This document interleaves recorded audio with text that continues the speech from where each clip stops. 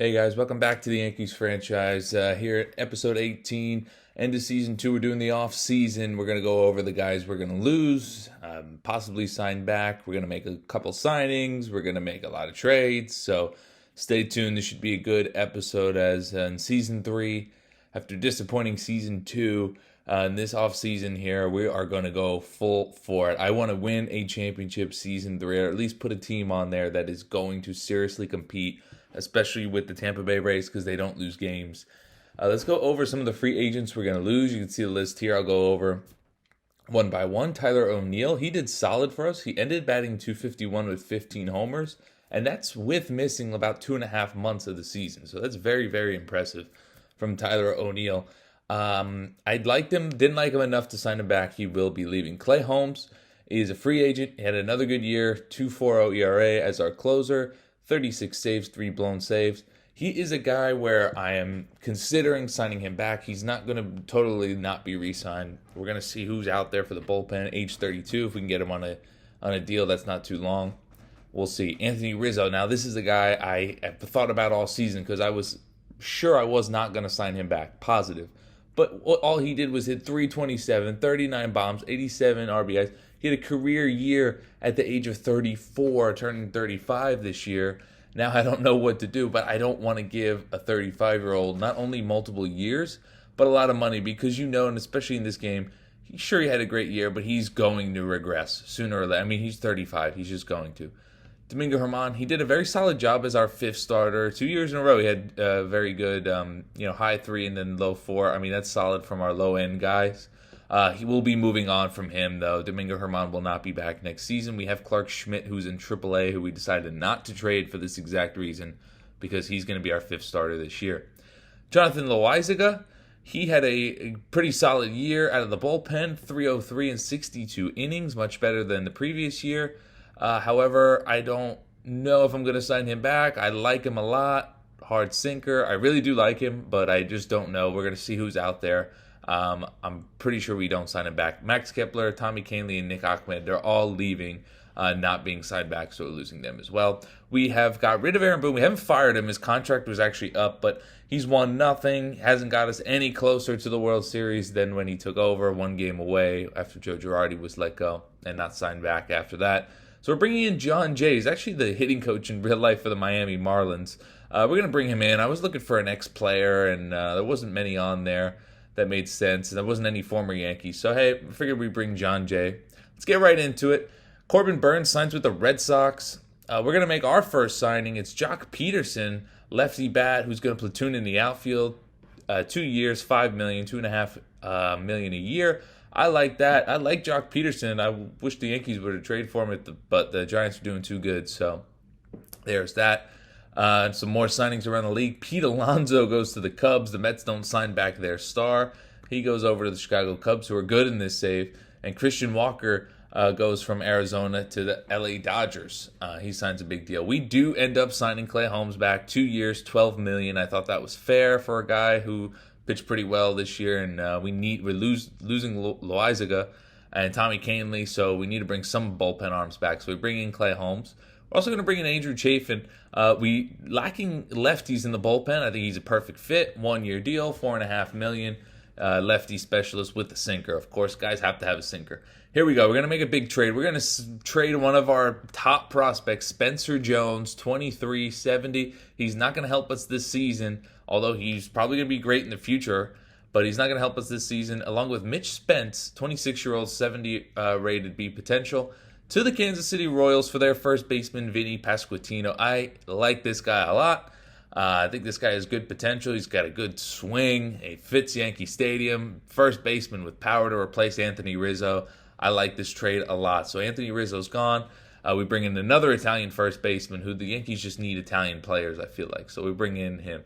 Carlos Correa goes to the Guardians. Willie Adames goes to the Blue Jays. So our division's getting better. Corbin Burns went to the Red Sox. Adames to the Blue Jays now. And look at this nonsense. Juan Soto takes a pay cut. Literally takes a pay cut. Because if you see there, he's making $27.8 million a year, with a max in this is 35. He definitely had offers for more, I know. And he only took 6 years to play with Tampa Bay at the age of 26 because he knows how stacked they are and how good they are. 2 straight World Series appearances. They just won the World Series title, and now they got Juan Soto. It's going to be tough to compete with them, man.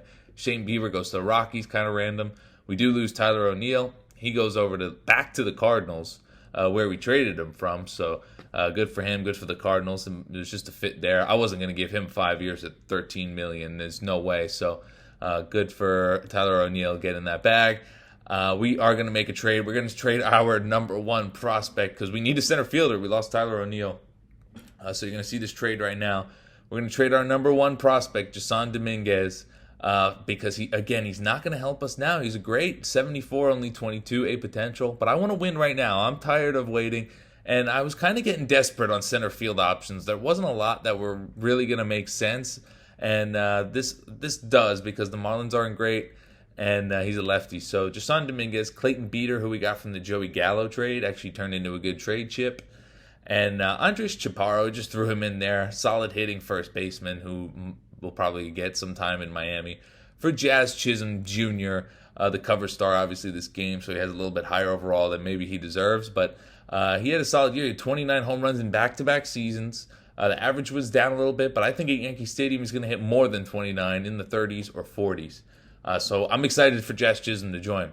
Gavin Sheets, who we traded for at the deadline last year, we're actually going to send him away, only because I planned on making him my first baseman replacement for Rizzo, but then I thought if I'm going to replace Rizzo, I need to go bigger, so that's why I got Pasquantino. So him and Trace Sweeney, who has no room in the infield, another one of our better prospects, just no room for him. We're trading them to the Padres for their closer, David Bednar. The Padres have been very underwhelming, and David Bednar, I think, is a good fit. We need another bullpen arm, and I wanted a big overall guy in that bullpen because they're a bunch full of low 80, high 70, so I wanted one arm that could really close it out and seal the deal. So hopefully Bednar will be that guy. He'll be our closer for us. Clay Holmes goes to the setup role.